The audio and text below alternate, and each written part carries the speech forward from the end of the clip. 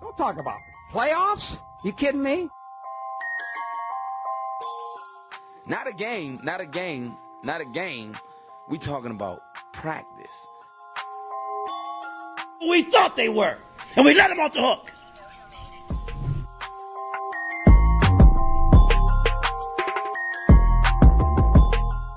A different need, I'm coming. I'm flat out coming. It's my quarterback. And if you guys do that, man, it's unfair.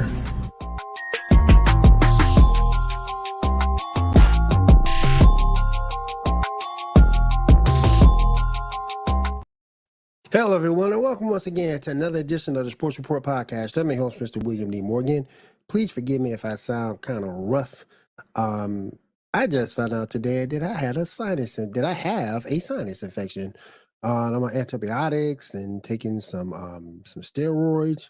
So let's see if this clears this bad boy up. But in the meanwhile, as I am on the mend, let me go ahead and bring everybody in. First, he has forgotten more baseball than I will ever know. Let me bring my man 7 in. 7, what's up? What's up, big dog? How you feeling tonight? Doing good. Doing a lot better than I was this morning, tell you that. Now, let me go ahead and bring in another person. He is the overseer of the website that we used to call Twitter. Now it's called X. Bring my man Ambrose in. Ambrose, what's up? Nothing much, man. Nothing much. Yeah, man. If Ambrose is the overseer of X, the Yankees would have signed Snell, Montgomery, Ohtani. They still would have traded for Soto. Like the Yankees would be the Yankees of the 90s. Read the underscore. It's Notani now. Because that man is in some trouble.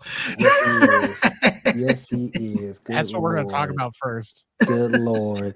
All right, let's go ahead and get started. We're going to do things a little bit different with the upcoming baseball season. We're going to get into baseball first. That means we go into the 7th inning stretch. Let's go. I want to be the best in the game, invest in my name, check no restraints, I'm obsessed with the pain, I ingest, I retain, assess and I change, possessed by the thought I'll be free one day from society's restraints. All right, 7, take it away, my friend. Shohei Ohtani held a press conference this afternoon, speaking publicly for the first time since the allegations came to light that his translator, Ipe, let's say this right, hold on.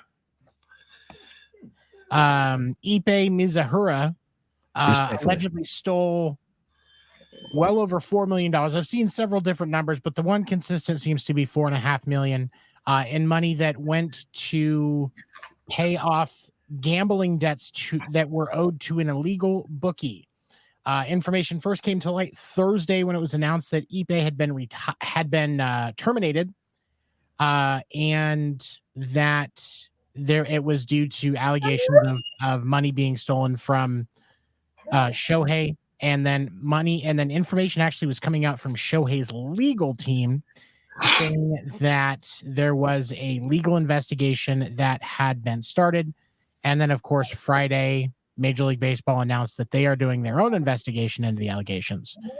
Shohei spoke today publicly denying any involvement in the illegal gambling activities, said he has never bet on any sport, including baseball, and that he was unaware until a couple of days ago that Ipe had been stealing money from Shohei. I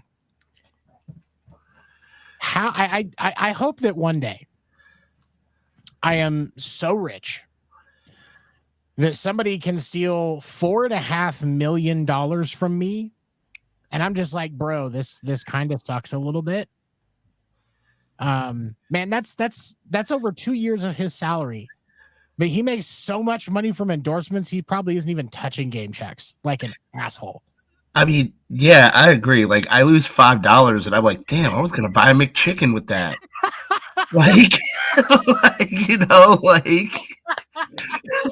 It was like, there goes my lunch. But 5 million. That's a lot of McChickens, bro. Yeah, I mean, there's a lot about this that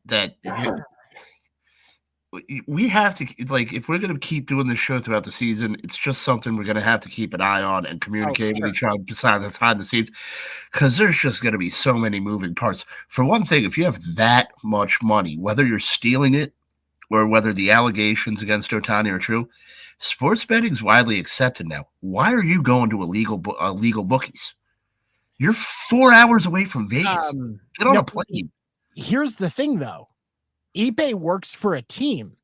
If he bets under his own name, that's still a violation of his contract. That's a violation of gambling law.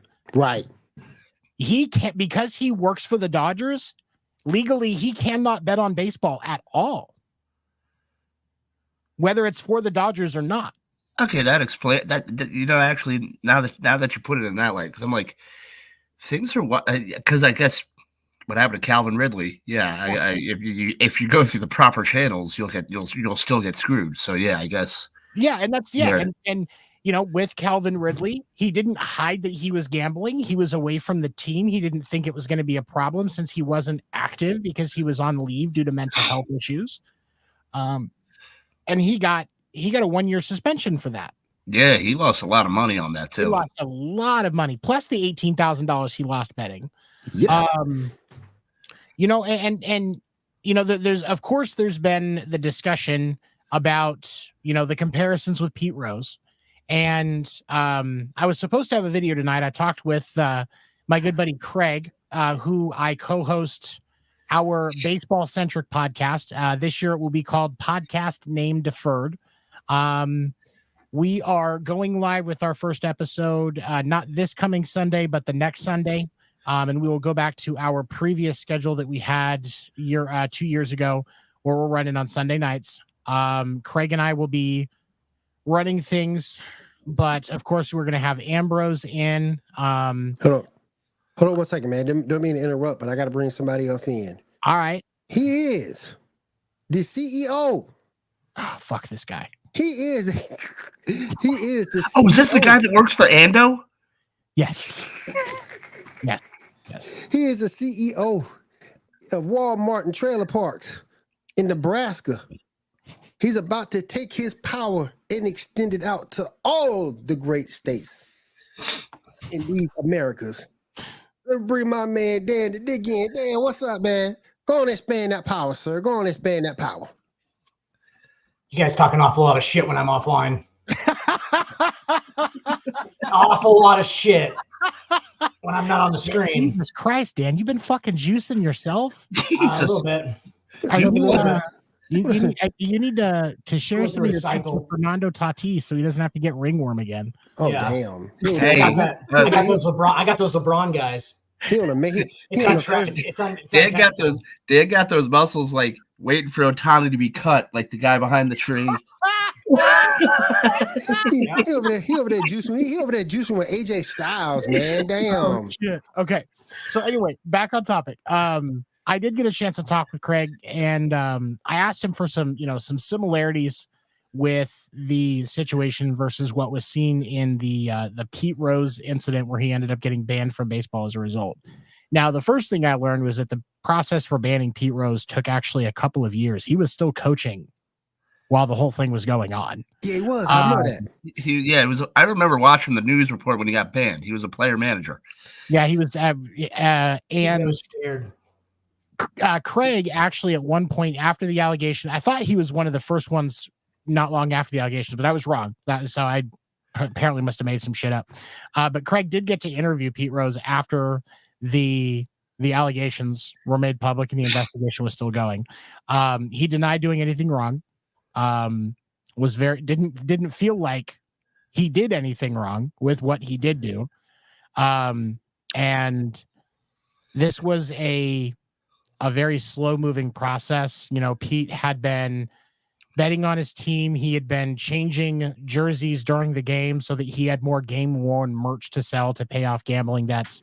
Like there was definitely it was a very deep rabbit hole in relation to what Pete Rose was doing. Whereas this seems like one of two things is happening. Either Ipe got caught red fucking handed, or Ipe got paid several $1 million to take the fall for Shohei about to get caught red-handed, which seems to be the prevailing theory. Yeah. Man, what are your thoughts on what you've seen on this? I mean, yeah. Hey guys, as the resident gambling and criminal expert, You say criminal? these things are called rat holes. Okay, guys, you don't do it through your fucking interpreter. You find people who will lay bets for you at the fucking bookie, so you don't get in trouble. They're called rat holes. All right, research it a little bit. Yeah, Japanese people are supposed to be so fucking smart. All right, they're not fucking looking out. They're not turning out to be so far. No.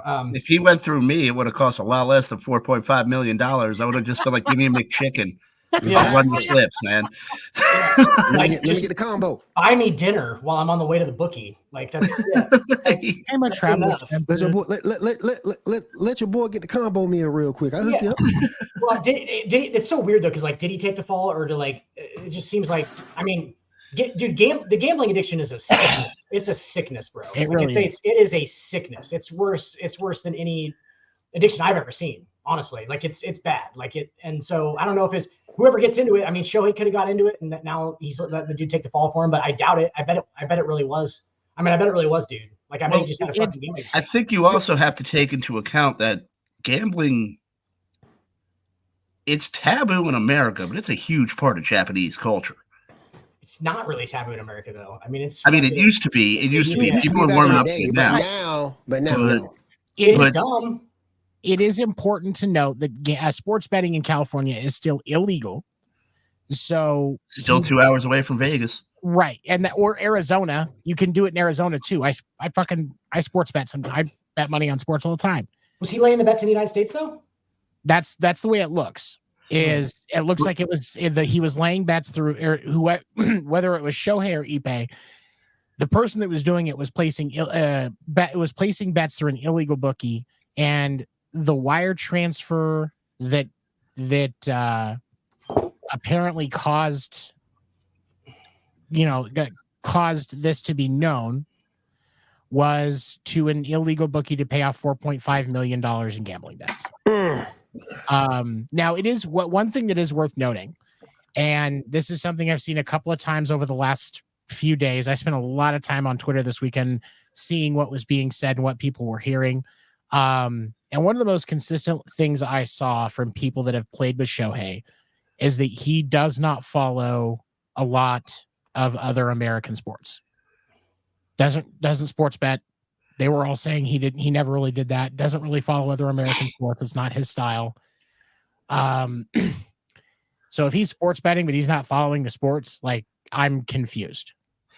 Well, and I want to kind of go back to how you were talking about, because people are drawn. It's nonstop. I'm seeing the comparisons for Pete Rose. Right. And I'm gonna bring up another, because Faye Vincent has always been one of the more interesting commissioners I've read about, because he had to deal with so much shit as commissioner of Major League Baseball. And when you read about what he had to go through with Pete Rose, he bailed Pete Rose out 3 times, oddly enough, coming back from Japan, because Pete Rose was endorsed by Mizuno, would go to Japan, do ad campaigns, and would refuse to claim the cash. And he'd pack the cash in his luggage, and all 3 times he was caught at customs with all of his endorsement cash. And Faye Vincent bailed him out each and every time. So I hate the Pete Rose comparison. He's a man who always thought he was smarter than everyone else when he was the dumbest guy in the room. He never cared about anything but himself. Yeah, very selfish person. And he does not belong in the Hall of Fame. He has no sense of honor. He has no place being in that room with all those other ball players. I'm sorry. I get that. My argument for Pete Rose is that he should be in as a player, but I completely understand him not getting in until after he dies, because that would be a fair compromise. He should not be allowed to give a speech. He shouldn't be allowed to give a speech. That's only because the bets were placed on his own team, though, correct? Because we're not going to sit here and be the vicars for morality. And I mean, I don't think it's even the bets on his own team.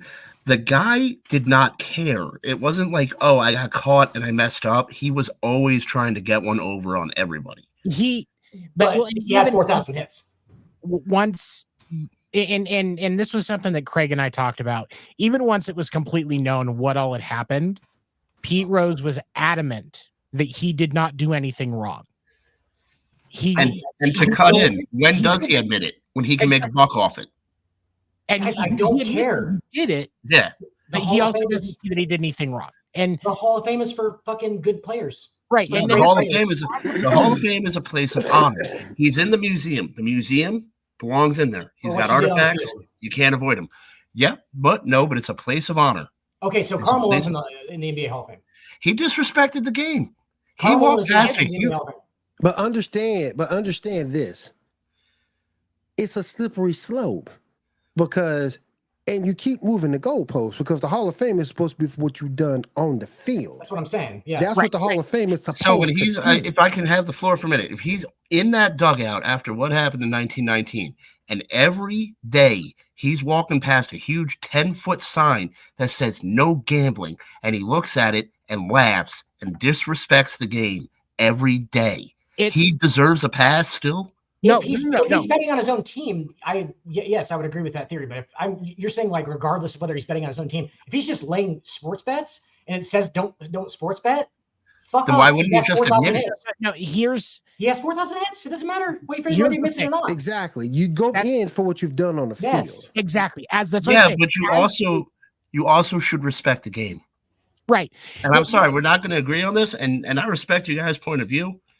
But I think if you want to get in and you want the respect, you should command the respect, and his actions do not command that respect. But the only reason why I disagree with you is because that viewpoint is exactly what the writers have today, and I think it's wrong.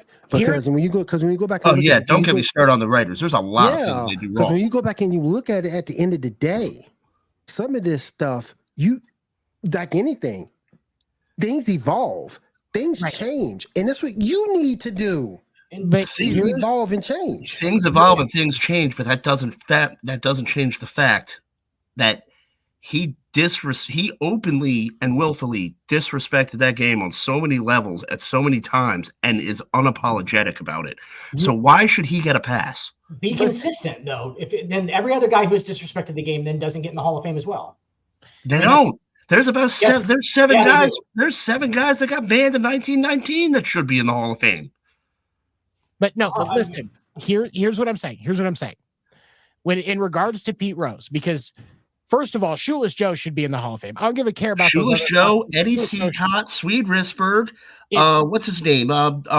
The first baseman, Happy Felsch in the center field. That whole team is Hall of Famers. Ambrose, you're the only guy who knows any other names than Shoeless Joe Jackson from the 1919. And respect for knowing your name. Seriously. Yeah, it's incredible. It's incredible knowledge. But here's what we're saying.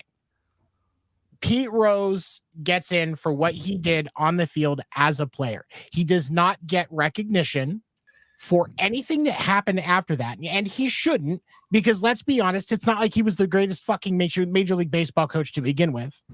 But what we can say is what he did on the field for his time, which is the standard set by Major League Baseball for the Hall of Fame.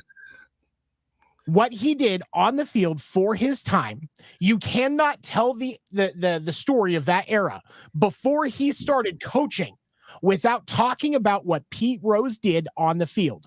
Therefore, he gets in as a player, but the reason why we're not giving him the recognition until after he leaves this planet in the mortal coil, and I agree with you there, is because of the fact that he has not shown remorse for gambling on his team. And Dan, to your point, I will say this: if it wasn't on his team and it was more of it was just he was making bets on other baseball games, or even other sports, or even other sports. Honestly, at that point, I don't give a fuck when he gets into the Hall of Fame.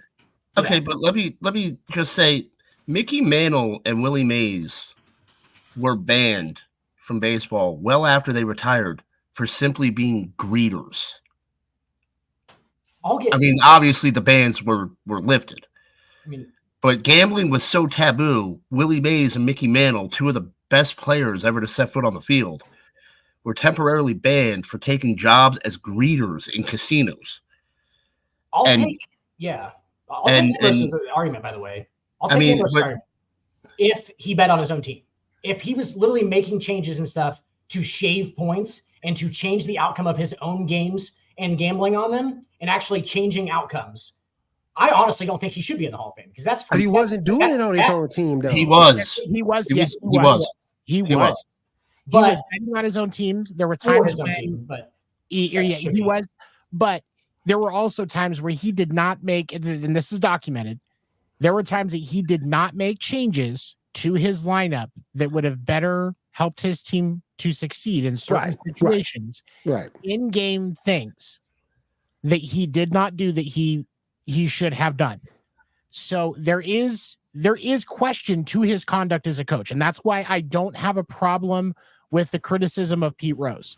But it's a disservice to the game of baseball to leave him out of the Hall of Fame, just as much as it is a disservice to the game of baseball that Shoeless Joe is not in the Hall of Fame and that Barry Bonds is not in the Hall of Fame. And I will die on every single one of those fucking hills. I will say that it is a fair compromise. Like, I didn't think you brought that point up. If he gets the recognition after he dies and doesn't get the honor to have a speech, that is a fair compromise. And that's what it's going to be. I've said for years that's what it's going to be. He should not be able to pat himself on the back. I've always said the will get him in. Can't remember the name. Just like that, I forgot it. Bribe? The bribe? But I always thought that he would get in eventually. You can't erase. I'm sorry to cut you off. Because you can't erase what he did. You can't erase what the man did on the field. Right. But I mean, look at it like you look at life. You have 30 some odd years. Did you do it? No. Did you do it? No. Did you do it? No. Did you do it? No. When you were in elementary school, if you did something and you damn well knew you did it, and everyone knew you did it, and you kept not admitting it, you still get punished. No, and this is a much larger scale. Did you do it? No. Did you do it? No. Oh, wait, I can make millions of dollars when I write this book. Yeah, I did it. You know how much of a kick in the balls that is to the commissioner's office? We're not the he was actually trying. Damn about it. Yeah. Oh, don't even get me started. Oh man. And that's the thickest morality. That's the thing is professional sports. They're not the example of morality. But the thing is, he's telling you he didn't do it. He's telling you he didn't do it. Meanwhile, he's joking about it in WWF pay-per-views. Karl Malone's still fucking 17-year-olds, and he's in the Hall of Fame. He's in the Hall of Fame. So, I mean, look, man, I didn't write the rules. Ambrose, I get where you're coming from. Ambrose, and I get where you're coming from because you're looking at something from a morality standpoint, and I understand it. I get it. If we're judging him as a person, yep, we're all agreeing he's a piece of shit. He's a piece of shit as a person. Yeah. I got you. But there's other instances that guys have gone into the Hall of Fame. Michael Irvin. Lots of them. Michael Irvin in football, as coked up and as drugged up as he was during those off seasons, and you know he in the Hall of Fame. Yep. It has never been proven that cocaine is a performance-enhancing drug. I mean, I will say that as a server bartender, it is a performance-enhancing drug. Let me just clear that up for you, Ambrose. If you're not sure, it is. Oh no! I'm a career server bartender. I know it is, but it's never been proven. I'm just saying the fact that we've seen other people in other sports prove it with my nostrils. It's like, and you can't move the goalpost on people. You can't have it be 1 for 1, and then you move the goalpost for others. Look at Terrell Owens, for example. That man was possibly, in some people's eyes, the 3rd or 4th best wide receiver that they've ever seen. In some people's eyes. Yeah. You mean to tell me you're gonna keep that man at the keep that man at the Hall of Fame? For what? Well, because of people like Skip Bayless, talking about team obliterator. Yeah. And all that. And did he still put up fucking 16 grand receiving yards? Did he still have over 100 fucking receiving touchdowns? Yeah, he did. So, I mean, it's kind of like you got to look at it too, and it's how you carry yourself. Like, because Kenny Stabler would just give like interviews and be like, "Oh yeah, sorry about that." Anyway, Look at Kurt Schilling. Kurt Schilling is a prime recent example. Yeah, That that's a man prime has example. the resume to be in the Hall of Fame. Sure, Not it just does. for what he did with the Red Sox, but look at what he did in Arizona as well. Mhm. Arizona does not win that World Series Without him. without Randy Johnson, but they also don't win that World Series without the what Kurt Schilling did. I was actually just watching those games a few weeks Tony ago. Womack. you've got to educate me on this though, because didn't Kurt Schilling willingly remove himself from consideration? Well, but he really can't. He has no fucking control over that. Yeah. What Plus, it is Kurt Schilling is an asshole. yeah. He is. And completely Yeah, he is. and more so in the direction of the media or in any public forum. Like person to person, there's a lot of people that say when he's person to person, he's fine. But when you get him in any public forum, especially where the news media is involved, he turns into a complete piece of shit. And it wasn't like he was like voluntarily shunning the Hall of Fame. People were telling him like, "Hey man, you're not gonna fucking get in if you keep doing this shit." He was like, "Oh, I don't fucking need to. I don't need to be in the Hall of Fame." That's him publicly like, shunning the Hall of Fame. It's Well, not who like, was it? Was it Tim Wakefield that just died and Schilling made it about him? No, Schilling fucking like before he was dead told a bunch of people is what it was. Yeah, and Wakefield didn't want to. And it was like the "Woe is me, I'm Tim Wakefield's friend" tour or something like that. It was like he was jackass. Well, what it was, he posted because Tim was close to passing, and the like 3 days before Tim Wakefield passed, he tweeted out that Tim was close to dying and to lift him up in prayer, despite the fact that Tim Wakefield's family, including his wife, who was at that point dying of cancer, who has also since passed, didn't want public attention on him being that close to death. They didn't want it known that he was in his final days.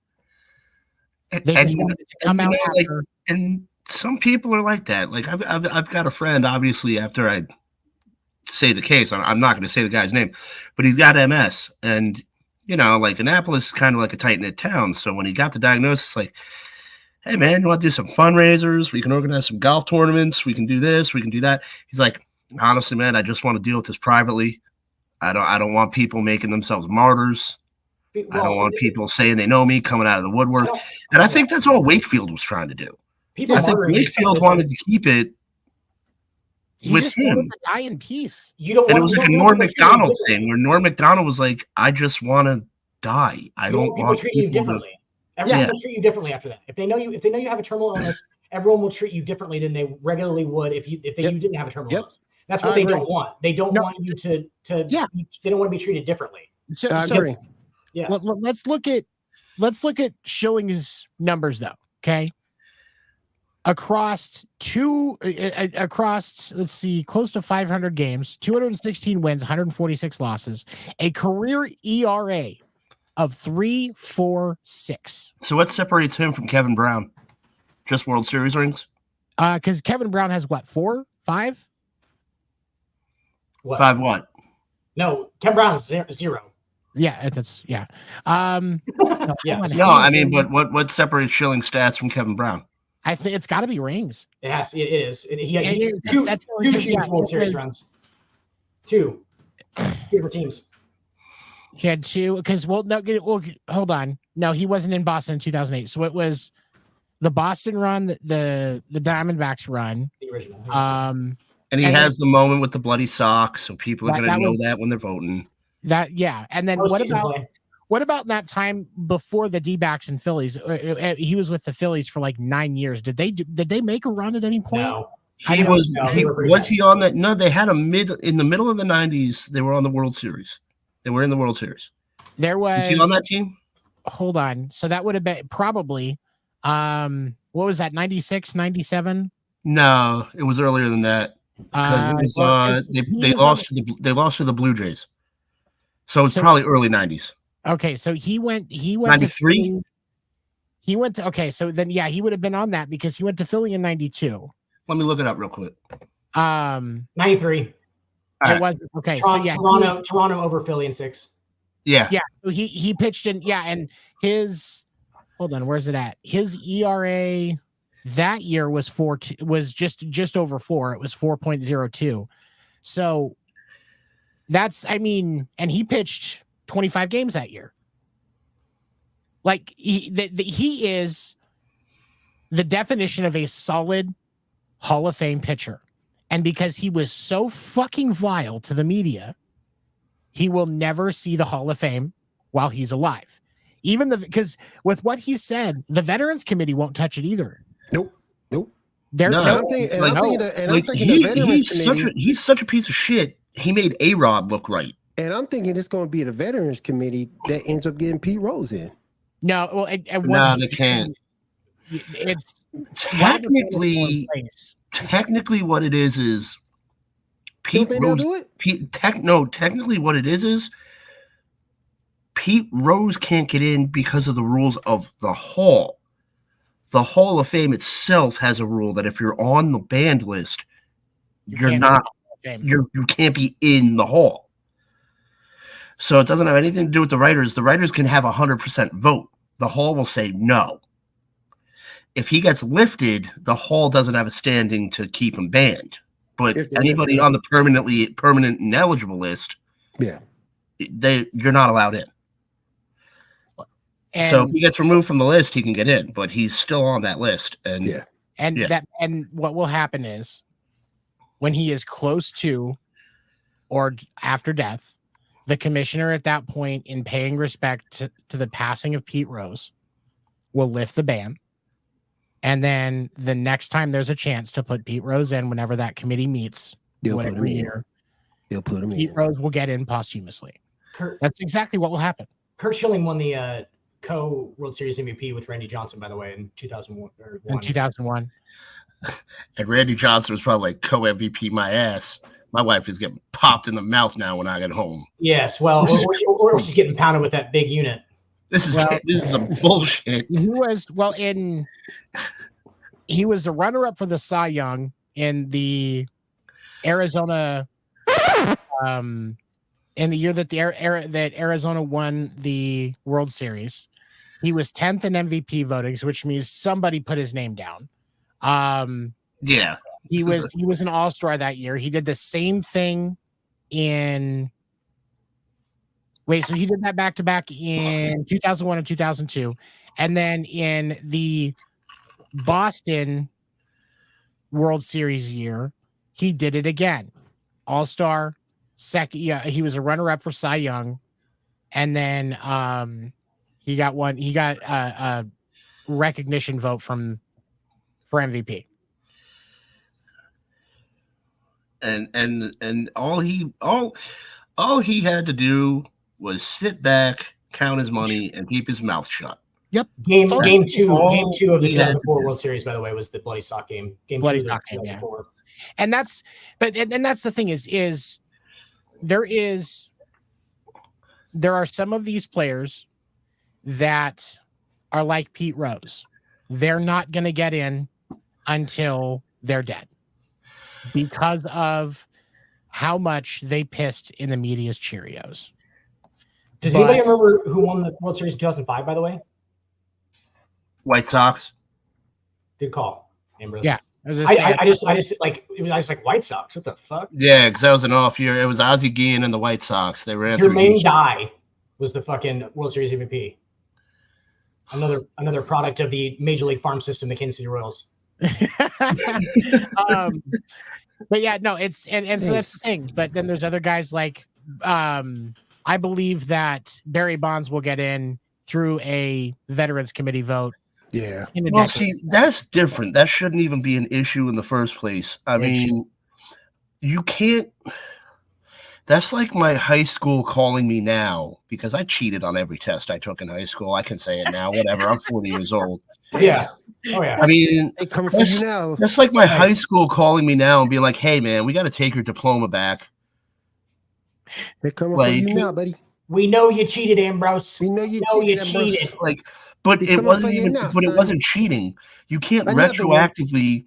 You can't retroactively change rules. Like everyone knew McGuire was juicing. He's having press conferences. There's freaking kegs of creatine, stretch marks on sitting behind him. Stretch marks. Like, I mean, no one. And it was like the worst kept secret ever, but there was no rule against it. You can't retroactively. And was it wrong for them to do? Yeah. Was it unethical? Yeah, but you can't punish someone when there's no rule against it. Well, you can't. If they did it now when there was a rule against it, yeah, you can punish them. But if there's no rule at the time, A-Rod you can't retroactively set a punishment. Right. Like that's like A-Rod not seeing the hall. I can understand because he got caught twice. I'm not saying because again, Dan and I have gone back and forth on this with the whole steroid era thing. But on that, Sheffield and Pettit are getting consideration because they came clean right away. Sheffield got popped and Sheffield said, you know what? It was dumb. I did it. I'm sorry. And he gave his mea culpa and he's getting votes. Still not in the hall. And he won't get in. I think Sheffield can get in on the Veterans Committee. He was borderline before he got popped, and here's the thing, and like I follow Sheffield's son, Gary Sheffield Jr. I follow him on Twitter. He's a very interesting follow. He actually knows baseball pretty well. He also has a YouTube channel where he does dumb shit on a golf course. So typical white guy channel, and he and very defensive of his father, and and loves the Yankees, by the way, if that's an incentive for you. Very defensive of his father and adamant that he didn't intentionally do anything crazy. And I mean, the way Sheffield said it, sorry to cut you off, I apologize. The way Sheffield said it when he popped and he got caught and it came out, he just said I was later on in my career. I was trying to get back on the field. I was a step behind and I was hurt. I took some HGH. It was a dumb thing to do. Obviously, I'm sitting here talking to you when I could be out on the field now. This was just a really bad decision. And He came clean and he was honest, and that goes a long way. It does. And I'm not, and again, Dan and I are pro, the steroid era and those guys getting their recognition. Over half the league was using. Again, nobody was doing anything about it. The teams knew about it. The teams were telling players how to do it and what was most effective on the market. When Sports Illustrated had McGuire and Sosa on the covers and people were coming through and it was 4 years removed from the strike and you had people coming back to the ballpark and Bud Selig obviously knew what was going on because Sammy Sosa went from being the size of a 9th grade white kid to, being a professional wrestler. He booked up. No, and you're right though. It was clear that they were doing something, and there's no point denying what they were doing. But it was bringing attention to the game, so it was okay. It's kind of like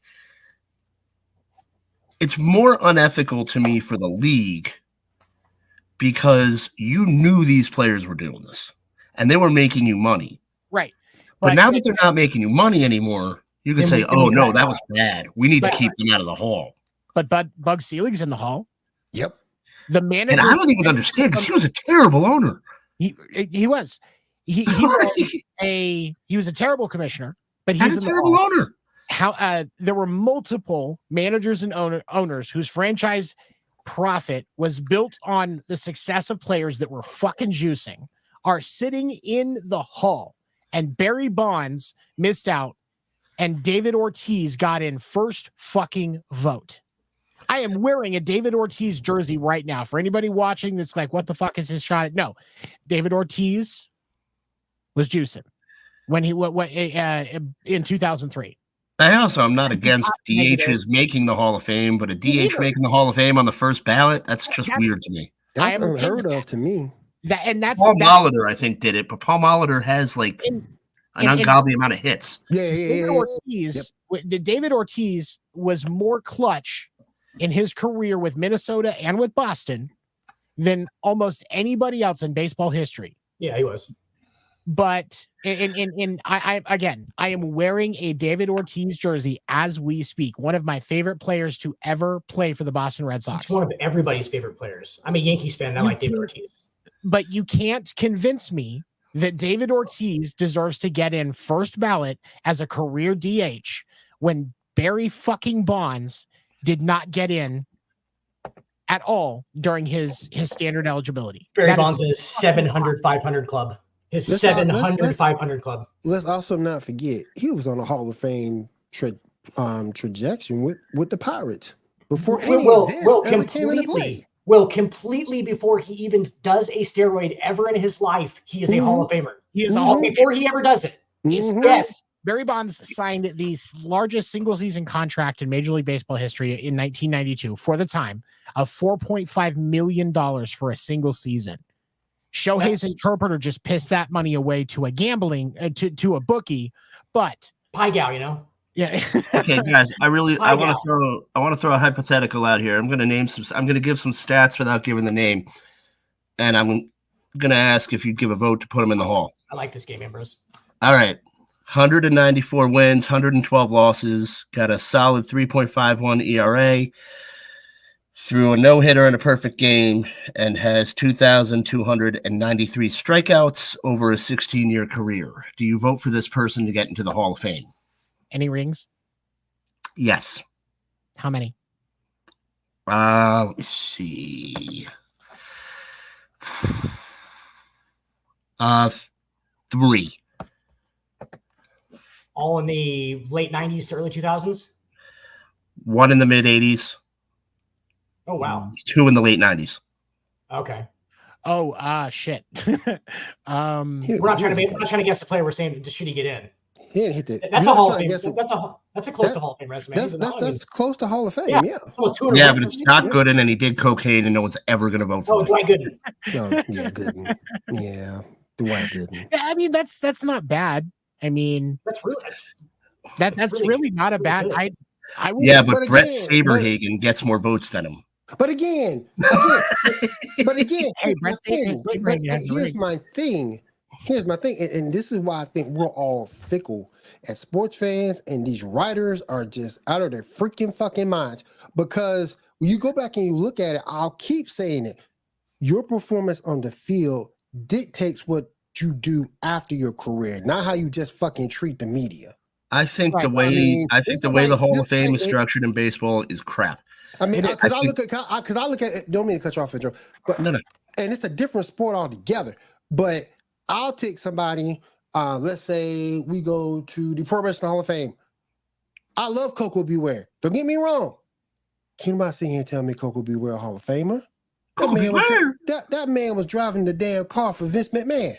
Ain't no way in the world that man a Hall of Fame. Ain't no way in the world. Is that a sex thing, or was he actually driving the car for Vince McMahon? Yeah, Vince calls his fan the chode. He was driving the car for Vince McMahon. Now keep in mind too. Now keep in mind too. While we'll give Coco his credit, when you go back and look at his Mid-South days, he was winning championships. He was just winning championship after championship after championship. He was a badass before he got to the E. But once he got to the E, which at that time was WWF. He didn't see nowhere near the success. Nowhere near the success. So what I think the Baseball Hall of Fame should be, one of the writers, half of them, wasn't it, and no one did anything about it, who was the writer? And I hated the guy. He was on ESPN. He was selling his votes. I know what you're talking about. It was the Spanish guy. He was the Spanish guy. He was on Part in the Interruption a couple of times. He had his own show for a minute. And he was selling his votes. I think it was Dan Le Batard. Yeah. I fucking love Le Batard. Hold on. I just came across something new regarding the Shohei situation. I want to throw this out there. With Ipe the interpreter. He lied about graduating from UC Riverside. He lied about having interpreter experience for the Red Sox previously. He went to casino dealing school but quit. Has admitted that he was a gambling addict. And also it just came out, the bookie's attorney said her client never communicated with Shohei. I love this for this interpreter, though. Like, he's zealinged his way all the way up to the top, baby. Good for you. I mean, your life sucks now, but you got a really good run. It doesn't suck now, because I guarantee he's still got, bro, he just paid off all of his gambling winnings with somebody else's money. His life is fucking awesome. Yeah. Hey, pie gal. What do you say, pie gal? But what I think the Hall should be is, I think they should tell the writers to fuck off. Pardon my language. And I think the existing members of the Hall, since they're the members of the club in the first place, should vote for the players on the ballot. I think they should be the ones that let you in. Never apologize. Well, that's. I mean, the Veterans Committee is mostly.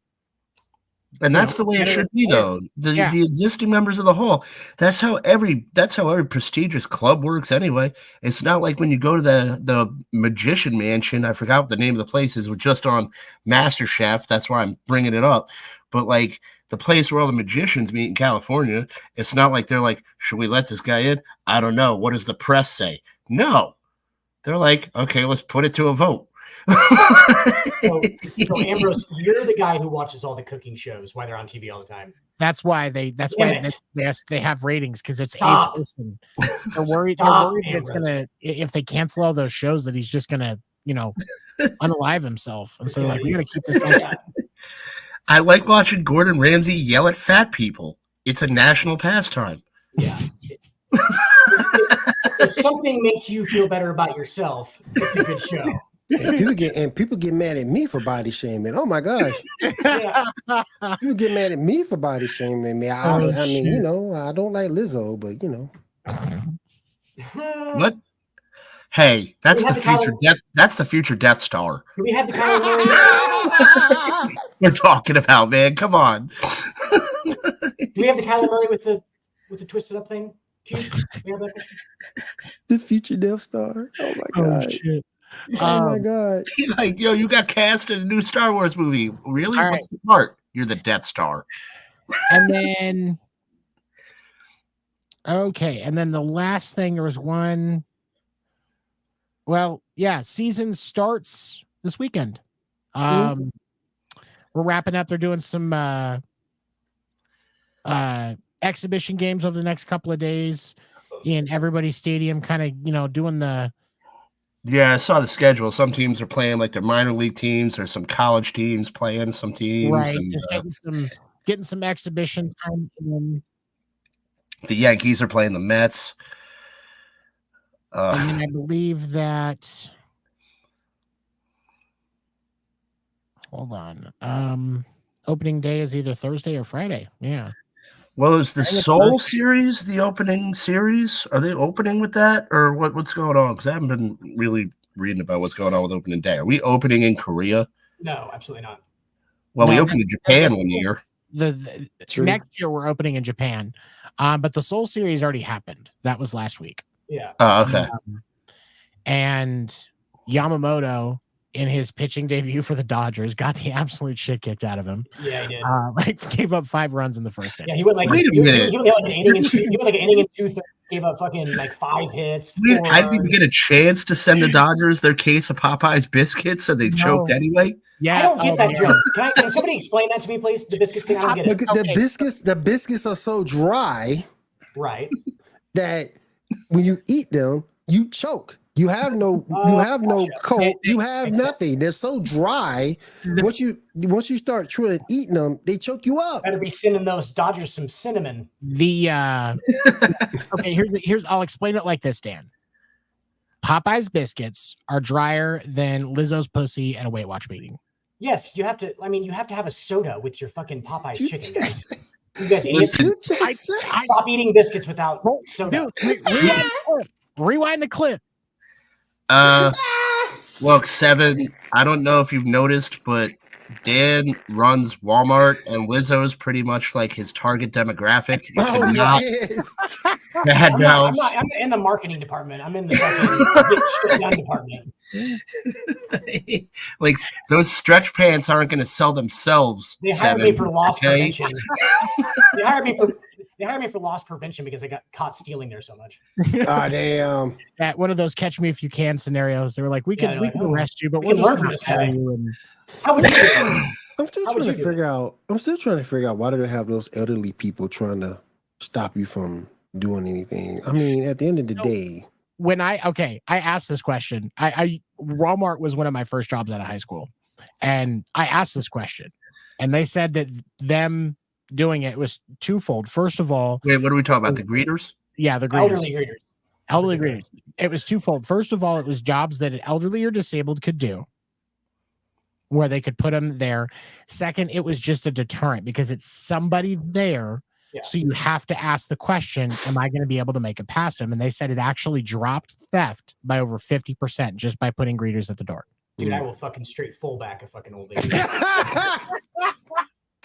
Fucking get in my way. I don't know. They're putting that shoulder down and it's over. All I'm saying is, Dan is if you putting put that a bar shoulder in down that and it's Walmart, those over. numbers drop.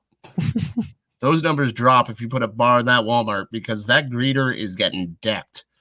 Have you ever seen Walmart on Black Friday? Yeah. I'm sober. I'm sober rolling that fucking old lady, dude. Sober. 100% sober as a fucking judge rolling that old You know, lady. kid, I'm next trying to get these baseball cards. I'm trying to get these baseball cards out of here. Right to the head. Get I on gotta already. ask, next Black Friday, can we all meet in person and just set up a desk in a Walmart and call it like a sporting event? And be like, she really wanted that TV, Dan. Look at how she throws that uppercut. Yeah, man, if we would have done that in the 90s, it would have been perfect. But now everybody does most of their shopping online. I went to Walmart on Black Friday this year. Like I only almost got stabbed one time. Like that was it. Like it's not even fun anymore. That's just like a regular trip to Walmart. Sent like Ando out as the roving reporter. He's like, yo, I'm in women's wear. There is some lingerie getting thrown around this bitch. Hey. But real quick, I do want to go ahead. If you don't, do you have any more baseball news you want to go over? No, not that I can see. All right. Yeah, Jordan Montgomery has not been signed yet. 4 teams have long-term offers. He's going back to the fucking Yankees, bro. He'll go to the Yankees. I think he's going to the Yankees. They're gonna he'll get money he doesn't even deserve because they're so mad they lost Snell. Yeah, especially with Cole being out for at least 1 to 2 months. All right, gang, let's go ahead and start getting into the world of the NBA. I got some questions. I need answers. We got Dan here with us. Let's get going.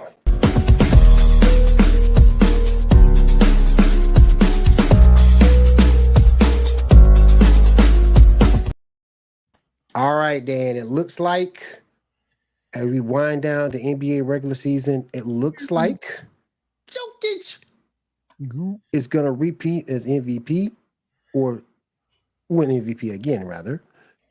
Do you think if Embiid doesn't get hurt, do you think he would still be in the running?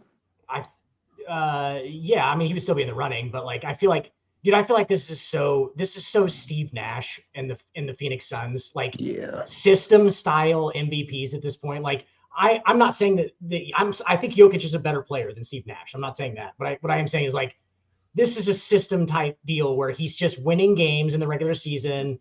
Like, yeah, he won a title last year, which is more than Nash ever did. So like, like I said, I'm not comparing Jokic. I think Jokic is an all-time great, but I'm saying like these MVPs are coming at a time where, like, why can't this turn into LeBron in the early 2010s, where it's like, oh, we can't give this guy the MVP every single year, can we? Like, we have to give it to somebody else because like that's what it's got to turn into at this point. Like, and it's not going to because he's a white guy, of course. I was just about to say that, Tony. I was about to be like, oh, but Jokic is white, so dun. Yeah, like, he better go to Kendrick Perkins' route.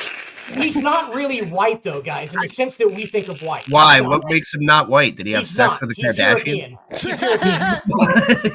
He's European. No, it's a different kind of white. It's not white American. That's like the difference between black people and Puerto Rican people. Like, yeah, the Puerto Rican are still mostly black, but like, there's a difference, bro. There's still it's really different between like Nigerian guys and black dudes. Right. In the United States. I mean, but here's the thing. You're right. I will say that you're right about Jokic in the system situation, and also where is the LeBron treatment from the years where LeBron legitimately. I mean, statistically, it was hard to argue. 7 consecutive years. Probably should have 7 consecutive years. Well, I mean, wasn't that retroactively proven when he bailed on Cleveland? Cleveland didn't win until he came back. Yeah, they didn't only just win. They went into fucking 10. I'm talking like, I think the next year they went 19 and fucking 61 or something. Like but it was fucking like that owner was like, yeah, we'll win a title before you. In what? Madden? Yeah. NBA 2K. But my thing is, if you don't do Jokic this year, who else actually made enough of a statement to be MVP worthy? Well, like he's, I mean, yeah, Embiid was. Shai Gilgeous-Alexander is making a legitimate case. I mean, the fucking Thunder are the 2 seed in the West. Like, Right. if anybody deserves it, that they're going to give it to not Nikola Jokic again, because that's literally going to get that. I'm fine with it if he is the MVP. If he is the MVP, give him the fucking MVP. I get it, but like, that's not how you guys roll. That's clearly not how you guys roll. With Jordan, it wasn't how you guys rolled it, and with LeBron, it wasn't how you guys rolled. With Kobe, for a little bit, it wasn't how you guys rolled. So we're not just going to roll like that with Jokic now because he's white. I know that's not the only reason. I just like to say it. But like for real. But like Shai Gilgeous-Alexander is a good example. Shai Gilgeous-Alexander is averaging over 30 points a game right now, like 6 and 6. Yeah, he's going off. Dude, he's the best player on the second best team in the West at this point. Shai Gilgeous-Alexander is making a great point. Honestly, Anthony Davis has made a legitimate fucking case this year. And you guys can laugh at that all you want, but Anthony Davis is one of the best. Anthony Davis is going to win the Defensive Player of the Year, I think. And he's been healthy the whole year. And he's fucking been a freak, dude. He's the best player on the that guy wins finals. anything because his eyebrows make him look permanently surprised. Yeah, for real. But we've talked multiple times when it comes to Anthony Davis about if he would just fucking stay healthy, that he would be, it would be easy to see him as the heir apparent to LeBron. But right now it's hard to fucking see because the dude's nickname is Street Clothes for a reason. But he's been healthy all season. Aren't Anthony Davis and who was the other guy? Superman. Dwight Howard. Yeah, he was always hurt too. It's like, how valuable are you if you're always getting fucking hurt? But he didn't get the injury bug till later with Dwight. Yeah, when you look at prime Dwight, the best defender in the league, for sure, in his prime, and he should have been in that top 75. Got no problem with Dame Lillard. Dame Lillard is a fantastic player, but there's no way you can tell me that Dwight Howard, and again, we're going back to on the court, not off, on. Yeah. On the court, you cannot tell me Dwight Howard is not a top 75 player. All time? Will his fucking dude, the offensive, the ineptitude of his offensive game is really what got him not in that top 75. He was one of the worst, like not worst, obviously, because he's such a freak. He's gonna get 15 a game. Okay. He's gonna get 15 a game because he's such a freak. He's rebounds, but like they would throw it to him in the post when he was in Orlando. And I remember it just being uncomfortable. Like it was uncomfortable. Like it was like semi-pro where Jackie Moon's like, give it to me. All right, right back. Give it to me. Right back. But hold on. And he was great in the sense that like I love Patrick Ewing. But Patrick Ewing, in a lot of instances, you show tape of him for how not to play center. Like he always went for the pump fake. But my point is though, okay, Dame Lillard is the exact opposite. That man's a walking turnstile on defense. Ain't never seen no defense. We'll never see defense. Not saying it's right, Will. He's not a good off-ball defender.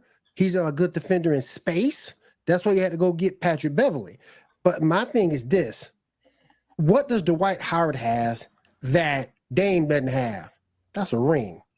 Sure. That's a ring. And ironically, it's like defensive player of the year awards as well.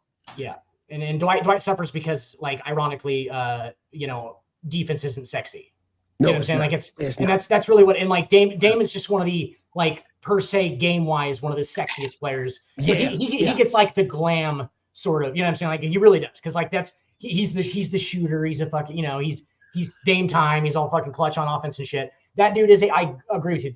Dame Lillard is one of the worst defenders in the National Basketball Association. Don't let anybody tell you any different. He's one of the worst defenders. He not only would be a bad defender if he was trying, he actually is like, he doesn't care about the defensive end of the floor really at all. So, so it's unfortunate, but like the offense is sexy, man. Like that's the driving force behind, like, if you're great or not, because people don't look at the defensive side of the floor at all. Because I mean, you look at James Harden, you can't even like, and Zamora's not here to defend herself, but Harden, you can't. Harden, you can't, like, Harden is one of the worst defenders in NBA history, and like I think with the players they see it, But outside of that, the public and the writers and these people that think they know basketball don't see the defensive end of the floor at all.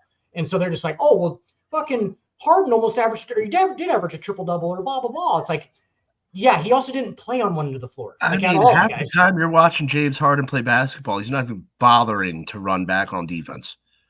He's just He's like walking back. I'm looking at the top 75 list right now. I'm trying to see who you could take off to put Dwight Howard on. And Out of curiosity, because I haven't seen the list, what's the top 10? LeBron, Isaiah. And grant you, this is crazy. I mean, this is hard to. The top three, I think, it's Michael. Of course, it's Michael. And then what was it? Kareem, and then Kobe was 4 or 5. Wait, Michael who? There. Michael Jordan. I mean, because right now, and this is Kobe was 10. But this Kobe was 10. Really, was he?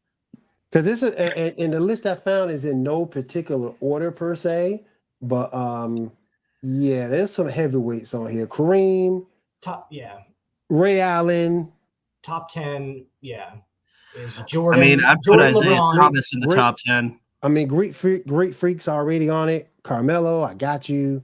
Nate Archibald, Paul Arzin. I sort of kind of had issue with that, but I get it. Charles Barkley. Where's I would put Barkley probably at a solid like late teens. Yeah, Barkley's on 20s. Here. Yeah, Barkley's on here. Yeah. Barkley is way down as far as like the actual rankings. Oh yeah, if you go to actual ranking, yeah. He's 20. Sorry, not way down. He's 22. I put it. Yeah, that's a fair place for Barkley. Early 20s. Where, out of curiosity, where is Isaiah Thomas on this list? Isaiah Thomas is. I'll get you. Hang on, real quick. Isaiah Thomas is. The fuck. Sorry, somebody just not. 27. Isaiah Thomas is 27. Fuck this list. Isaiah Thomas 27. Well, I mean, dude, he's a career 19 and a half points per game. 19 and a half points per game. That's hard to keep. And 3 rebounds. And he got rings. I don't know, man. I never thought Isaiah got a fair shake. And for the longest of time, he was considered the second best point in the game. I'll be right back, guys. Hang on. Go ahead. But he was considered the second best point guard in the game, so you got to give him that. What, Isaiah? Yeah. I mean, he's Ty Cobb. He's never going to get the recognition he deserves. Because now you got Steph in the game. I mean, because I think I'll die on this hill. You give me Reggie Miller in his prime and Steph Curry in his prime, I'm taking Reggie Miller every single goddamn time. I can't. I can't. No. And that here's the thing. I'm not. And I'm saying this as a Knicks fan. When I watched Reggie Miller hit 3 3-pointers within like you know what? 1 second. But you know what? But you know why I can't go with, and the only reason why I can't go with Reggie is because Reggie doesn't do it with the ball in his hand. Go back and look at him. He was getting open off of screens. He was getting open off of someone else dribble presentation. Blah blah blah blah. He was getting he wasn't doing it the way Steph is. The Steph is bringing the ball up. But would it be fair to say that it was a different game back then? Oh, yeah. But here's my point on why I take Steph over Reggie. And I'm not trying to disrespect penetration. Yeah. I'm not trying to disrespect. I don't think either choice is wrong. Here's why I take Steph. Reggie was good at creating shots sometimes. Steph just creates a shot wherever he wants. Yep. It doesn't matter if he's at half court or 3/4 court. He just creates the shot wherever he wants to. Yep. Reggie could not create wherever he wanted to, like Steph can, and that's why out of those two, I'm going to take Steph because of that ability. And I'll bring it to the forefront once again. There's a big difference. Reggie didn't bring the ball up. Reggie always had a decent point guard on his team. But Steph Curry, he brings the ball up. Steph Curry sometimes brings the ball up. Steph Curry is actually a shooting guard in the sense of matter now. He is a shooting guard. Steph Curry moves more during a game than any other player in NBA history. If you watch him on offense, he is constantly circling around, going off screens, off the ball to get open shots. And the guy's a fucking great ball handler. Obviously, he could bring the ball up if he wanted to, but like a lot of this time, it's just getting him that little bit of space that he needs. is what they just are doing on offense the whole time. It's like really just running. And Reggie couldn't do that. And he'll get the ball off a screen, shoot, off a steal. If he gets it, shoot. Right. He wasn't the creator that Steph Curry is. Not a creator. I mean, but if he came up in today's game, could he be? I missed it. No. He was a 6'8" fucking small forward essentially. Like he didn't have they couldn't move like Steph Curry could. I mean, I'm saying I was saying as far as 3-point shooters go, I'd take Reggie over Steph. Oh my God, dude! Steph Curry is the greatest shooter in NBA history. Not me. Steph Curry is the greatest shooter in NBA history. Anybody else? Hands down. I think it was just because I was traumatized as a Knicks fan, and I watched Reggie Miller in those playoff series, and I was just like, "This guy is just Ambrose, like when Spike Lee." You're watching the TV, and you're like, "Spike, you're fueling him. Shut the fuck up, Spike." Yes, and he hit those 3-pointers and looked at Spike and went, "You're biased." What it is. Like He's biased. You have to take your biased fucking opinion out of it because you're like, watch Steph Curry and tell me that that's not the great. Like, I love Reggie Miller to death. Dude was a fucking G. Is straight. He was a straight shooter. I get it. And a good dude. And for what I know of him, a good dude. Yes, seems like a good guy. Well, that's a good family because from what I heard, his sister is a good person too. His sister, WNBA Hall of Famer. Awesome. Cheryl is one of the greatest WNBA players of all time. Yeah, is she a coach now, isn't she? Yes. No, she was. I thought she was analyst still. I thought she was analyst still. Yeah. She might be analyst still. She might be. I know she retired as coach. I thought she was coaching. She could be. I'm very behind in WNBA stuff. So. Yeah, well, I don't think any of us are real up to date on the WNBA, guys. Exactly. I think I'm not watching the WNBA. I will never watch the WNBA until it takes its rightful spot in prime time on Comedy Central, where it belongs. Oh my God! He didn't say Comedy Central. No, he didn't say Comedy Central. Yeah, oh my God! And you know what? That might end up being the best place for them because they damn ain't getting. They sure ain't getting no looks anywhere else. I had a conversation with a friend of mine. She tried to dunk the ball. I had a conversation with a friend of mine, and it's the way that everything worked out in the women's bracket. LSU and Iowa play in like the next round as long as they both keep winning. Like it's not the finals. Like nobody gives a fuck about the women's bracket after that game. That's the championship. Like I feel bad for the rest of those girls that have to just fucking get ignored after that because nobody's buying tickets to women's games. Hey guys, there's 4 teams that people care about in my opinion in women's college basketball. LSU, UConn. That's will be those 2. Tennessee. South Carolina. Yeah. Yep. South Carolina. And Caitlin Clark School. Yeah, Iowa. Yeah. That's it. Yeah. Every time I see the WNBA pop up and they talk about how they need equal pay with the NBA players, I go to the New York Liberty. I'm from White Plains, New York. I've been to the Westchester County Community Center for many high school basketball championships. The New York Liberty could not sell out a 5,000 person community center for basketball. But think about this. So my cousin used to be a ball kid back in the late 90s for the Phoenix Mercury. Okay. And this was because in the early part of the WNBA and even through recent history, the Mercury kind of just fucking dominate. And they have a great record as a franchise. And they play in the same arena that the Suns play in. Well, yeah, there are like a couple teams that do well attendance wise. I know I'm down here. The DC team here does well. I'm not done. Yeah. The Mystics do well here. Fade into the Mystics. Even with all of the success that the Mercury has, the Mercury fight with the Arena football team for who has the most championships in their league. For Arizona, quote unquote, professional sports teams. Because it's not the fucking D-backs or the Cardinals. And it's definitely not the Coyotes. Definitely not the Coyotes. And yet they can't fill the lower bowl in that same arena, in that same Suns arena, which is I want to say that lower bowl by itself is probably about 10 grand. You know whose fault that is, Tony? Women's fault. Yep. They don't follow their own. They don't follow their own. Yeah. If you don't support your own people, I'm not going to support you. You know what I'm saying? Like, if you're not there at the games, I'm not going to be there either. And here's the thing. I'm not. Who was the comedian that he actually brought that point up on his podcast? Bill Burr. And he said, it's not my responsibility to watch your shitty league. It's your responsibility. Yeah, like we're the bad guys because WNBA doesn't do well.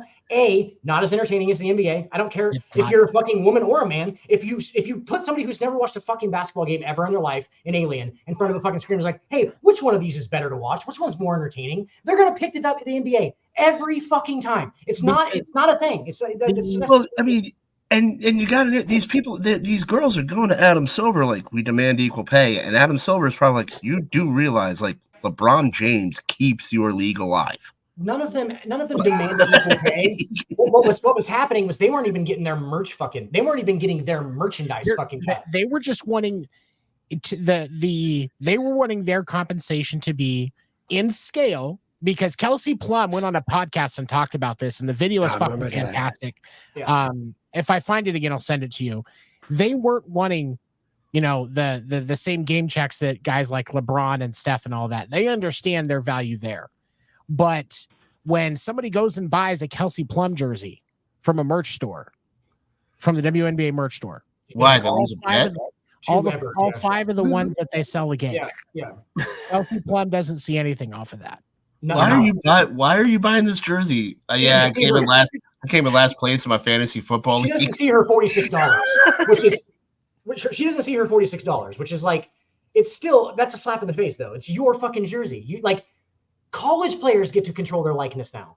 There's likeness on college players now, and the WNBA doesn't have the likeness. But I mean, it's capitalism though. Like the NBA has to recoup their money somehow. They are keeping this league alive. Right, it is a money pit. So where does the money go? You have to take the money back. There's so much of a low overhead on merch versus what they get out of it. Because yes, it's not the same high prices that you would pay for an NBA jersey, but you're still paying $100 for a Kelsey Plum jersey. You know what I mean? Like it's not cheap. Those five people that you're not finding that on like the Chinese websites. Yeah, no, and that's so I can understand that because merch is a high profit, low cost, high profit section of the business, and so you can recoup some of your money back that way. But I mean, obviously, as we've said, it's not like it's honestly a lot that they're getting back. But that was when they were talking about equal pay. That's really what they were talking about, was just getting the same considerations on those fringe things that the NBA players get. You could argue, Tony, that the WNBA has negatively affected world politics more than the WNBA has, in the sense that Brittany Griner had to go overseas to Russia to play for more money, and we all saw how that ended up, right? We had to give up one of our guys, Yeah, isn't that kind of crazy that women from the United States can go play professional basketball in Russia and make more in a season than they make in the United States? Who in the fuck is watching basketball in Russia, dude? It's just sadness and soup there. Like there's not. Yeah, that's why it's like a fetish thing. Your dick is all limp from the sadness and soup, so you got to watch the girls play basketball. Good fucking God. Tall, skinny white girls, and then the occasional black chick that's just exotic. If you're lucky, she's not a lesbian, so you might have hope. And for the guys out there, like until the 6th or 7th layer of coats come off, you don't know if you're dealing with a fatty or not. Whereas when you're watching a chick play basketball, it's far clearer what they're working with. I mean, you got to think about it. Like you're in Russia, dating, sir. You're halfway done with your vodka ration. You're eating like hot water and potatoes for like a 30th day in a row. Piece of cornbread. No. Yep. Cornbread is good. That's a luxury. You can't get cornbread. Okay. Let me switch. Let me switch topics. Let me switch topics before the FCC bans us.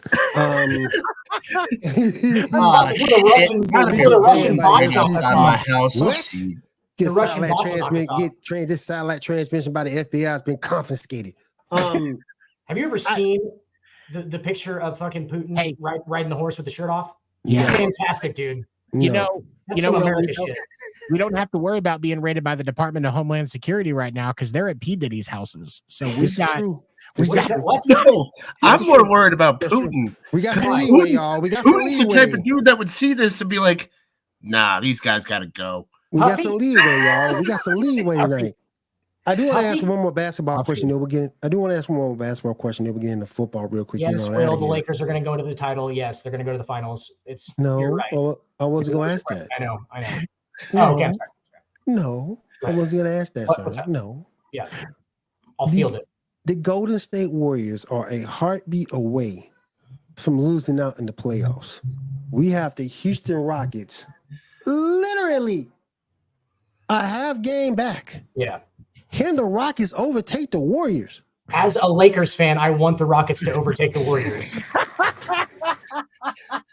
As a LeBron fan, the Rockets need to get into the play-in ASAP so that we can so that Bronny can rest up those knees before he gets fucking before he has to go to Denver. Because that's exactly what looks like it's going to happen. oh So- shit. They got to go to Denver regardless. Hey, they have to go to Denver regardless. Like the Rockets are not gonna the NBA and Adam Silver is gonna figure out a way to get the Golden State Warriors into the play. Let's just say I that. think they would. I think they would. they're- I think they they'll figure out a would. way. They'll I figure out think a they way. would. You're gonna They see would. you're gonna see Scott Foster reffing a lot of Golden State games. If it gets bad enough, they'll just bring back fucking Donahue. They'll bring back Damn. Donahue and just have him fucking out there like beep. Yo, Adam Silver can probably hear you. You ever see those ears? Probably could. Yeah. He can hear you right now. He's probably like, "Not a bad idea, Dad." Gonna do it. With that big ass solar panel up here, I mean, he doesn't come into sleep. Big ass So solar panel. But I will say this. Fucking I will, Mac I and me will- looking motherfucker. But I will say this: there's a lot the Lakers. In order for the Lakers to get it, to make it through, the team they got to stay away from is the Sacramento Kings because the Sacramento Kings is like ruled They're- over them all Right year now, long. right now they're on the opposite side of the bracket, so they would Mm-hmm. have to see fucking Sacramento in the quarters, like the second round. Mm-hmm. Yep. Which, I don't see the Kings honestly. I mean, right now the Kings are matched up with the T-Wolves, which is an interesting the play-ins right now are fucking the Lakers and the Warriors. That's a great series. Okay. Mm-hmm. And then the fucking Mavs and the Suns, fucking great series. Those are Yep. those are like the best. Those should be first round man. to quarterfinal Yep. to semi, like to conference final matchups. Like those are good Yep. good first round matchups. So like that's but then Suns fans are horrified at the thought of having to deal with fucking the Mavericks. Luka, right now, if you look over in the East, it's Miami and Philly, and then you're looking at the other game at my Chicago Bulls and Atlanta Hawks. if you drop out, Tony, too, like if you drop the Suns, if the Suns drop into, or if you get the Mavericks to drop out, you get the Kings at this point, which I don't think is even any better for the Suns. The Suns are such a weird team because it's like they have that roster get blown up after the season. Dude, I Bradley Beal, they didn't see how bad that was going to go with Beal, is what it is. Like they didn't see how bad that Beal was going to. Beal is just Devin Booker, by the way. Okay, basically, Bradley Beal is Devin Booker. They're the same fucking player, and you can tell when they're on the floor together, they are the same player. Like you can't have two of the exact same guy. Like the five guys on the floor have to mesh in a certain way. You can't just like throw talent onto a floor. You can't be like, yeah, we're gonna go Melo and then all these, like, you know what I'm saying, like Paul George, and like they can't, like they're different guys. You got to have a guy who fucking defends the rim. Like, and Ishbia is a new owner, but he does know basketball. So I think there's going to be some mistakes as he learns in this new thing where, yes, just because you have the money to throw whoever you want together doesn't mean you should. Star players don't mean W's. Usually. Exactly. Like they do, but they don't. And that's why I think the roster gets blown up. I don't think KD is in Phoenix next year. I don't think Bradley Beal is in Phoenix next year. And I honestly wouldn't be surprised if Devin Booker was also not in Phoenix next year. Devin Booker's going to be in Phoenix the rest of his fucking career, for one. Like he's got them fucking old Cadillacs. They love him in Phoenix. But I think he'll be there for a long time. I think KD will probably be there too. But the thing with you made me forget what I was talking about. Fucking 7. God damn it. With Bradley Beal getting all these star players and stuff, you can't have the same guy who plays the same position because you need dudes like who's the dude DeAndre Ayton is what I was going to say, Tony. I was the guy talking about fucking DeAndre Ayton and DeAndre Ayton staying in Phoenix because they need DeAndre Ayton in Phoenix. That's their fucking rim protecting, full court running center. Like I didn't think he was that bad. And like, yeah, he was soft sometimes, but like, I'm pretty sure Phoenix was a higher seed last year than they were this year, weren't they? Yep. Yeah. And they were a better team last year than they were this year, right? Yep. Yeah. Okay. So like, that's DeAndre Ayton. And where's DeAndre Ayton at? Nobody fucking knows. Nobody knows. We know where he is roster wise, but heart wise, we have no clue. Exactly. Like, because he just disappeared into the fucking ether. Like there was getting rid of DeAndre Ayton. Like, there was two problems with DeAndre Ayton. Everybody in the locker room liked him as a guy at first, and they saw the potential in him. But then as things progressed, he clashed with Monty Williams, and so they decided to keep DeAndre Ayton over Monty. Well, then DeAndre Ayton continued to not develop into the physicality needed for his role. There were things that he was good at, but the physicality that they needed him for how they were trying to play the fucking game wasn't coming out. And he lost the locker room. The reason why they got rid of DeAndre Ayton was because of the fact that the locker room did not want him anymore. Right. And DeAndre Ayton has gotten like, he's basically at this point, he was like a guy that got stuck halfway out of the printer for like what they were trying to make for like NBA players at this point. Like, so he can't really shoot, but like, he's still a stretch 5 and everything, but like, he can't really shoot. I mean, he's averaging 15 and 11 and he's in Portland right now, guys, by the way, guys, if you didn't know where DeAndre Ayton was at. I thought I said Portland. He's with the Trailblazers. So, but like, which they are a joke and good drum hit. But like he's averaging 16 and 11. He's shooting 58% from the floor, 0.8 blocks a game. This is a 7-foot center who has like a 7'6" wingspan, former number 1 overall pick, 0.8 blocks a game. But you gotta start defending somebody a little bit. Start getting some fouls at some point. Start fouling people. And that's where the issue comes into is you've got so much potential. There are certain moments in DeAndre Ayton's tenure in Phoenix that are fucking iconic among Suns fans.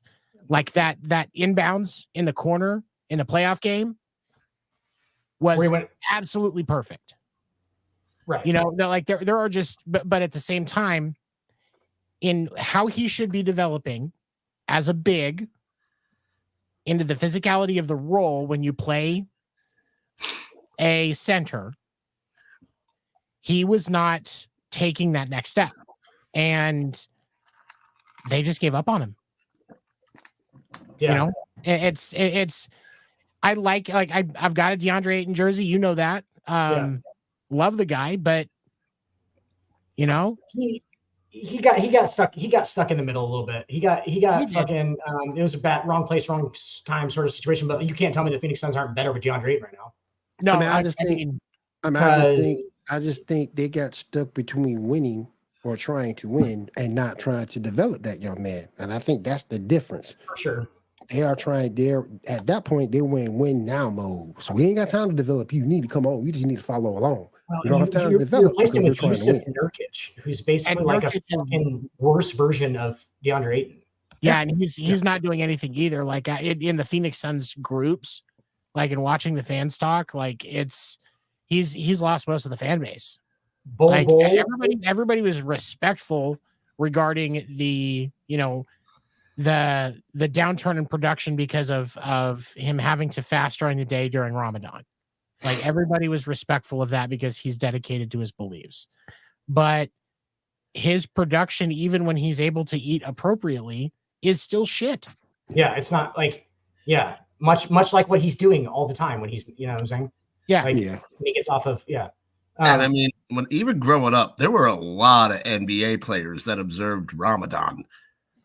Like when I was a kid, that was a thing. That shouldn't be. Well, because like he can't eat during the day, so he doesn't have the energy. So he may have to eat some on the sidelines and stuff during, at the beginning of the game to get his energy up.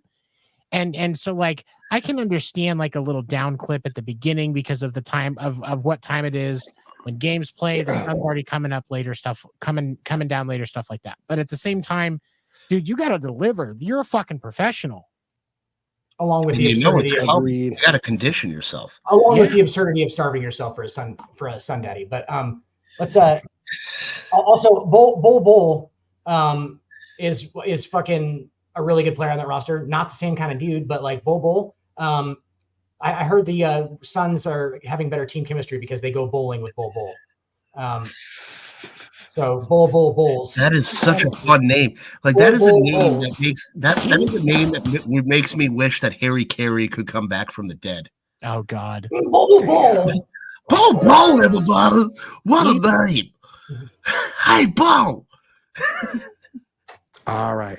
Let's go ahead and finish up with the NFL. I gotta ask Seven about this move that happened earlier today, late yesterday. Let's go ahead and get into the huddle, guys.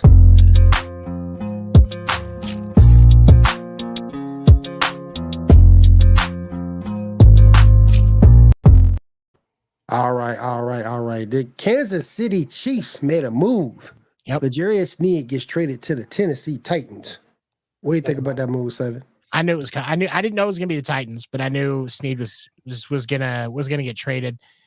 With if he signs that tag, and they, and they have that money sitting on their cap, they're about $25-30 million over the cap. They haven't signed a single draft pick. No.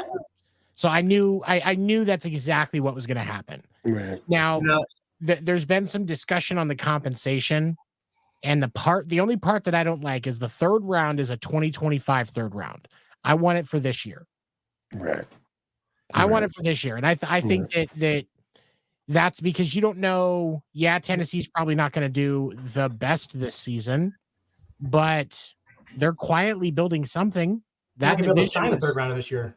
Do what? Not going to be able to sign the third rounder this year. You're $30 million over the cap. Exactly. So, but now they've got about $20 million in cap space. They're going to be able to sign their draft picks without a problem. Bring a couple of guys in.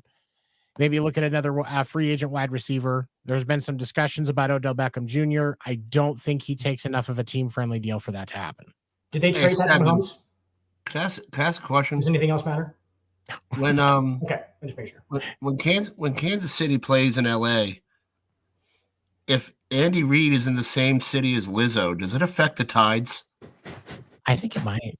It's like it's like two Pulsar stars. They probably have to. Their management staffs for can't Andy Reid's assistant, Lizzo's assistant. They probably discuss which barbecue restaurants they're going to empty. Earth now has 3 moons. Water is all over the place. The gravitational pull has reduced by 74%. Surfers have drowned in record numbers. Most of the polar Pacific has turned into plasma. Yup. And the last piece of news I don't know who Lizzo is, by the way.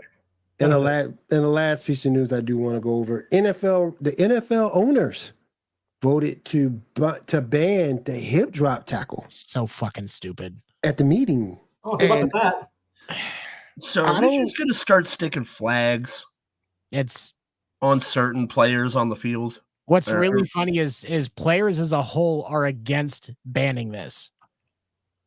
Yeah, it got banned at the annual team meeting. I tried reading about this. So what is the definition of a hip drop tackle? It is a foul. It is a foul if a player uses the following technique to bring a runner to the ground: A, grabs the runner with both hands or wraps the runner with both arms, and B, unweights himself by swiveling and dropping his hips and or lower body, landing on and trapping the player's leg or legs at or below the knees. So you can't tackle. And the penalty for that is 15 yards and automatic first down. So what is the rationale? Because horse collar, obviously you can hurt someone's neck. Clothesline, you can obviously hurt someone's neck. Ankles and knees is the thing they're trying to protect with. Okay, but what's the difference if you come in low and clip someone's knee with your shoulder pad? it is different because they're saying like, so what these dudes are doing is they're running up behind guys, going around their waist, and they are literally, instead of continuing to run through the tackle, they are just basically letting their legs go limp. That's what they call a hip drop. They just, now that he said the description, I've seen Little Giants. I know how it works. Okay. So, Little Giants. So that twist ankles up, that twist running, a lot of running backs and wide receivers and everything, that twist, that'll get you twisted up underneath like this, or maybe back on your, if you right. But I mean, to me, something like that, something like that though is gonna bring in, how do you call that? Because that's like a check swing in baseball. You see tackle people. So what they're saying right now, from what I saw today, is that the plan for the initial enforcement is going to be more fine-based than flag-based. So basically, all of your defensive players are just going to come into a little envelope on Tuesday morning. A little note from the league office saying, "Guess what, bitch? We're taking part of your pay." That's good for business. It's exactly. It's like so they can go back to these players and go, oh yeah, well, we punished him for it. What the fuck does that matter? Like, it's just so they can say that they're trying to get it out. That's all it's for. So but I mean, what happens though? Like, this is something where it can be circumstantial. Like, what happens if you're playing in like Green Bay?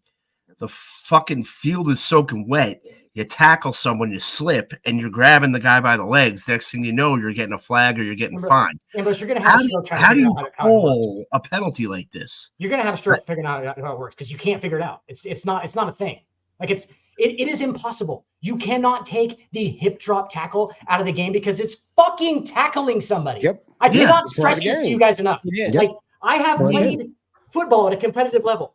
Do you know how hard it is to tackle a motherfucker at all? Some of these dudes are fucking freaks of nature. I played Pee-wee football, and it was pretty hard to tackle somebody. Right? So, I mean, in general, it's pretty fucking hard to tackle somebody. It's a thing, right? And you're going to do anything you can to get said person on the ground. And if said person happens to get hurt because of the way that you tackled them, that's part of the fucking game. And they signed up for all of that. That is part of it. So it's impossible. You can't get it out of the game. What are you doing? Just turn it into flag football. Just go flag. I mean, yeah, that's what I'm saying. Like, how are you going to? Because the way, if this is a penalty, this is going to be like the check swing in baseball. Pull flags. You're gonna have some umpires calling it, like some guy goes like this, and it's like he went, and then there's gonna be guys like going all the way around, and it's gonna be like, nah, he's good. Like, there's gonna be no parity. There's gonna be no way you can. How do you do it? How do you? What's that old thing like the gladiators used to use, that like they fucking had the ball with the spikes on it and they fucking swung it around? Oh, it's a flail. It's like a flail or a mace. Okay.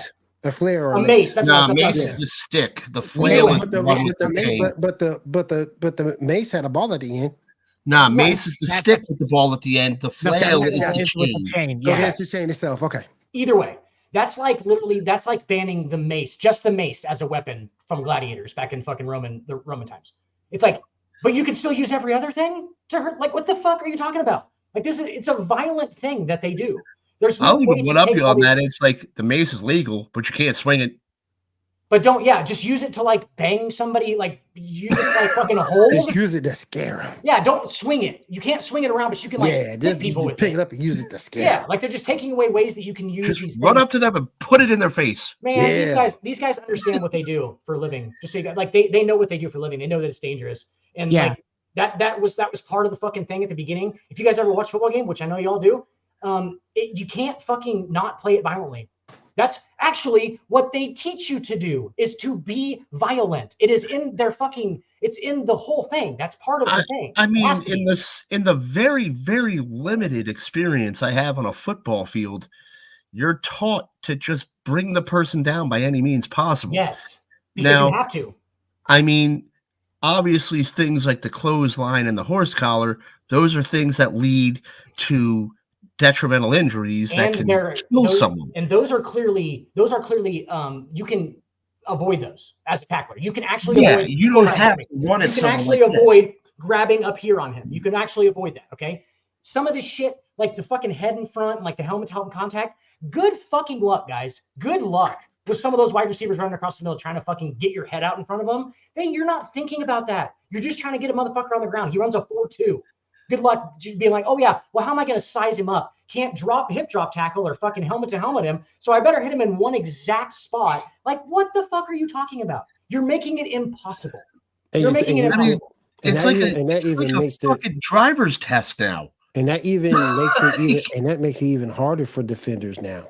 It makes it even that much harder, but particularly your positions of space, like defensive backs, outside linebacker, it makes it even harder because now you have to think about that. All that stuff. Now they're just adding on shit. All of it on the field. All I'm saying is, helmet. all I'm saying is Caleb Williams is lucky that he plays on offense because he would not be able to grasp this concept. He would be like, what? He'd probably start crying. What? He'd probably start crying. Dad, he probably would. Dad, he probably would. Dad, do I own the team yet, Dad? Dad, do I own the team? I'm gonna go back to USC and get paid more. Yeah. Okay, let's stay there then. Caleb, All we right, don't you fucking want guys. you anyway, bud. All right, you guys. We've gone over everything. Hour and 35 minutes. Been a good show. The Chicago Bears. It's longer than I would have liked to have gone, but I had a good time, guys. So Good thanks show, for having good me on. show. Let's Hey, go Rose, ahead. we don't give a fuck how and, long you would have wanted to go, okay? We don't give a fuck. You know what? Just how long because you wanted don't to go. have sleeves doesn't mean you need to be a tough guy, all right? We Tough don't give a guy. fuck. We don't give a fuck how long you wanted to Mr. go. Nebraska Walmart. Ambrose, I have we're two Yankees 90-year-old fans. We need to be lady working together woman. right now, right? This man, my need to be working man together. Dan, Not my hating. What'd you man say? Dan, my man Dan still thinks that Mike Tomlin's going to take over that Nebraska job one day. Right, baby. After Matt Why? Rule wins a College- couple. After Matt Rule college builds the football program coaches up are into a king. Nick Saban like fucking Alabama fucking juggernaut. Matt Rule's going to walk into the sunset after 22 years, after 7 national titles, and guess who's going to walk right in there? Mike Tomlin. At the pinnacle of his coaching career, Tomlin's going to come to Nebraska, the best college football job again. When did Nebraska become Notre Dame, Dan? He's going to become Nebraska's first black coach in any sport. I'm going to say that again. Nebraska's first black coach in any sport. He Ever. will be. Still, they've had one black guy, and it was for like 3 games last Maybe year. Russell Wilson will go coach Nebraska. Russell Wilson? Let Mike Tomlin get one loss. It's over. Russell Wilson's a fucking. Let man whitest get one ever. loss. Let man get one loss. Let's ride. Cornhuskers, let's ride. Oh, you finally took the voice thing off your voice. Cornhuskers, let's ride. I'm glad you're finally showing my regular voice. This is what I actually sound like. What you don't hear, that's just effects. See? Hey, say, can you say real quick? Watch those hip tackles, guys. Watch those hip tackles, guys. We don't want things to get too violent around here. We'll just put the flags on. Just hug it out, guys. There's no reason to get stressed about it. No tackling. Just hug. It'll be okay. Well, this has affected the NFL. We can go out there and put some flags on the belt, and we can just play flag football shit, I the thought whole it time was still in. around. I mean, you know what I'm saying? I mean, that's just how it is. Erica? When did Erica come on? No. The Dodgers haven't been mentioned yet, so it's not. Yeah, we went Or the nice here Sooners. until we start talking about the Dodgers or the Falcons. Hold on. Then we won't see her still. One quick thing I did not cover in baseball. We still won't see her. What question was that, Seven? She'll be taking sig breaks the whole time. Yes. We're on air. Yes, Lord. We Yes, did Lord. not cover that. Fuck Rob Manfred. In case anybody's not clear. Yes, Lord. Fuck Rob Manfred. Fuck him I would- straight in the ear. Fuck I him. would rather watch Robert Kraft get a massage in a South Florida parlor while Deshaun Watson waits for his turn than ever have to deal with Robert Manfred as commissioner of baseball. Yo, when Rob Manfred finally retires, are they going to be the Cleveland Indians again? Because I still can't say Oh, Guardians. damn. Rob's I think it's going to come back at some point. Rob's a good guy, Tony. Okay. I call him Rob. Man Rodford. Bring back Chief Wahoo. Bring him back. Chief Wahoo. Just a bit outside. Chief Wahoo, baby. Let's ride. I would like to apologize for some things that I said that may have offended other people. That is not the type of person that I really am. This is Ricky Vaughn. He's coming in from the California Penal League. He's just drinking the whole time. And over the fence and Nicholas. Cats are on us. It's a home run. Reds win. Yes. If I say something that ever offended you, now or back then, do you go fuck yourself? We need to bring steroids back into baseball, by the way. We do. Yeah, when I finally buy the show 24, are we gonna do sports report Twitch broadcasts? I'm if I can ever figure out how to fucking do well at the show again, we will definitely do some Twitch streams. I'm down. Because I fucking suck right now. Are there cheats in the show? No. Nah, you can lower your sliders. Well, I'm saying like just natural cheat codes, like it was like his fucking King of Junior Slugfest or something, like where you could pause it and go left, right, and he fucking pointed like he did the Babe Ruth and then he hit a home run every time. No, there's nothing like that, but I know that's how I win in video games. There's talent sliders, and if you're having a really hard time, you can toggle with them until it hits your point. Yeah. Guys, can I talk to you guys about playing video games so much? I think it wastes a lot of your life. I'm not gonna lie to you, because I mean, what are you really getting out of it? Let's be honest. Like, what is there any like residual effect of you playing a video game? I don't know. What did you get out of it when you sold the sleeves of your shirt for crack, Dan? I did well. Damn. I mean, crack. Oh yeah, you got crack. Yeah, you actually got crack. Good fucking time, Ambrose. All right. Yeah. But what are you guys getting out of it? I got to strike out Juan Soto with Greg Maddux. But you really didn't, though, because it was on a fucking video game. It was a bunch of zeros and ones. Yes, I made those zeros and ones do that. You didn't, and that matters. If we already live in a simulation, then I guess it's all a simulation. And who fucking cares, right? But like, it's a simulation of a simulation. But, yeah. Are we talking to Andrew Tate now, or what's going on? The Matrix. Are we in the Matrix? Andrew Tate actually has quite a few good points, guys. Just saying. And you know what? Yeah, he's catching those points in Romania right now. No, he does. He's Romanian. And you know what though, guys, I just want everybody to know, before we get on out of here, I just want to let everybody know, if I can freaking find it, it's somewhere right here. So there it is. And on that note, I want to say thank you for everybody for coming through the sports report tonight. We do appreciate it. And you guys, you're already home tonight. What do you do from a You know who isn't home? Ando. He didn't get out on bail. Is Ando in jail? Because I know that he would always be here. He would be here all the time. Did you see him last week? He looked like he was posing for a mugshot. Yes. Like, well, yeah. Oh, God, yeah. Well, I saw him. Yeah. Well, 2 weeks ago. Y'all need to stop doing Ando like that. He ain't done nothing to none of y'all. None of y'all. Yes, he has. Never lost. Never lost. He has tested my patience on a very regular basis. It doesn't matter if you tested your fucking patience. Yeah, well, kind of does. Oh my goodness. 2 weeks ago was rough.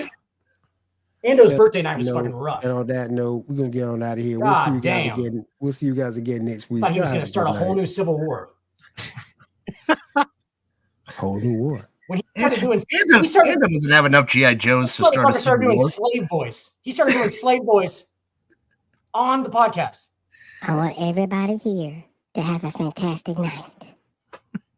Will, thanks, Erica. He did slave voice, Will. That's what he did to you. Oh, we know. We had a conversation. We're good.